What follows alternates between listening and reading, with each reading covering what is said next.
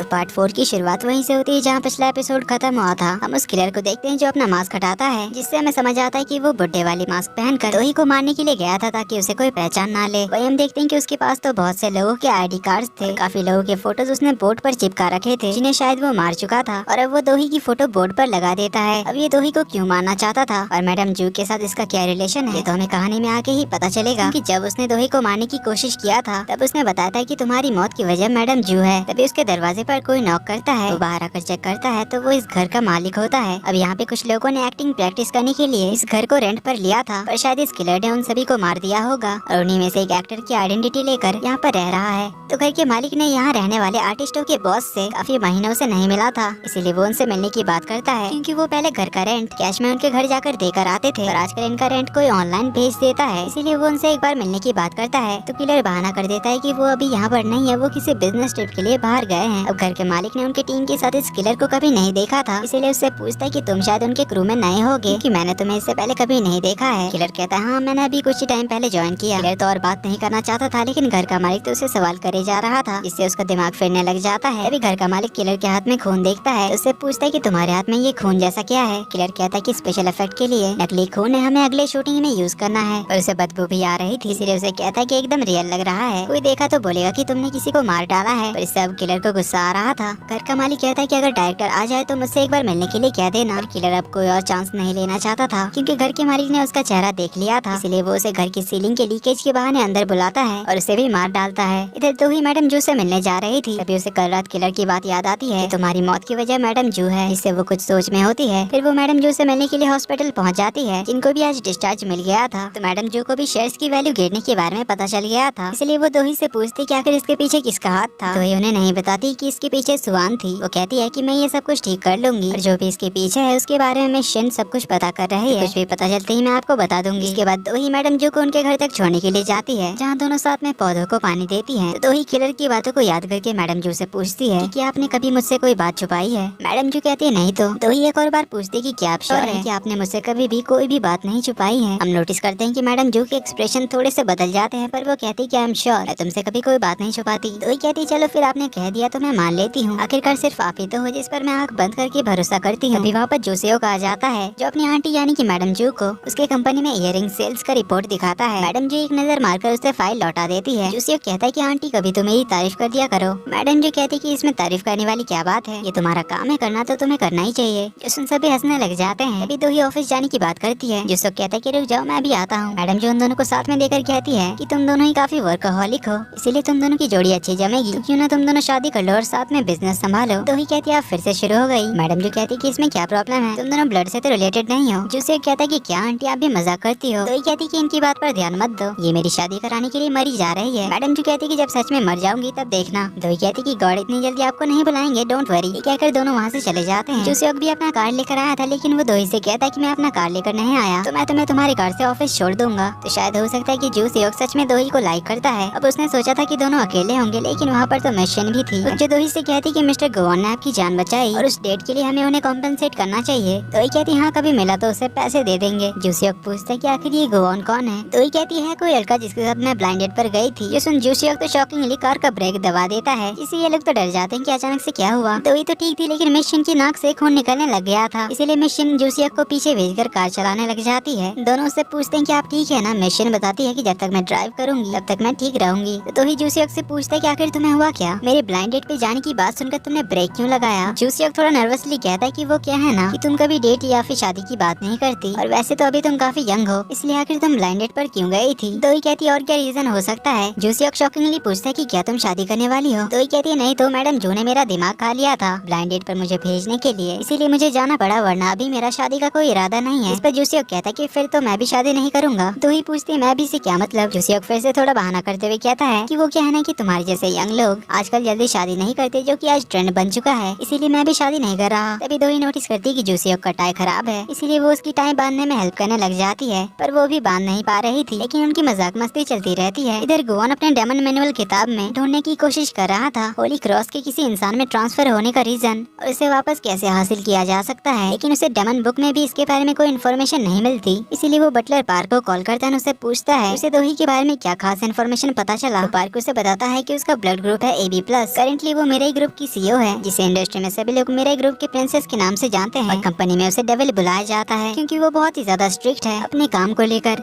जिसके लिए वो कोई भी एक्सक्यूज नहीं सुनती। कंपनी में सभी लोग उससे डरते हैं क्योंकि वो परफेक्ट काम निकलवाने के लिए कुछ भी करा सकती है, इसीलिए सभी लोगों को पहले से ही तैयार होकर रहना पड़ता है कि कब दोही उन्हें कौन सा काम करने देगी। जोही मैडम जो के फैमिली से बिलोंग नहीं करती है, उसके पापा थे एक इलेक्ट्रॉनिक इंजीनियर और उसकी मॉम एक हेयर सैलून चलाती थी और 17 साल पहले एक कार एक्सीडेंट में उनकी मौत हो चुकी थी। तब दोही को मिराई ग्रुप की चेयरवुमन मैडम जो ने अडॉप्ट किया क्योंकि दोही के फादर और मैडम जो ने मिलकर मिराई ग्रुप की सबसे पहली कंपनी मिराई इलेक्ट्रॉनिक्स को एस्टेब्लिश किया था। दोही बचपन से ही काफी ज्यादा इंटेलिजेंट थी और वो बहुत ही ज्यादा मेहनती भी थी, जिस वजह से वो स्कूल कॉलेज और हर जगह पे टॉप पे रहती थी। उसने काफी जल्दी अपना ग्रेजुएशन भी कंप्लीट कर लिया था और कॉलेज में रहते ही उसने एक डेजर्ट कंपनी शुरू किया था जो कि 7 सालों में कोरिया की नंबर 1 F&B कंपनी बन चुकी है, यानी कि मिराई F&B कंपनी। इधर दोही ऑफिस पहुंचती है तो सभी लोग जल्दी से काम पर लग जाते हैं और आते ही वो काम पे लग जाती है। उस आर्टिकल की वजह से जोन के कंपनी का नाम खराब हुआ था और स्टॉक्स की वैल्यू गिरी थी। उसे ठीक करने के लिए वो लोग काफी सारी चीजें ट्राई करते हैं और वो मिशन से कहती कि आप बस सुवान का पता लगाओ, फिर इस प्रॉब्लम को मैं खुद ही ठीक कर लूंगी। तो मिशन सुवान का पता लगा लेती है, जो सुनते ही दोही सभी को अपना काम कंटिन्यू रखने के लिए कहती है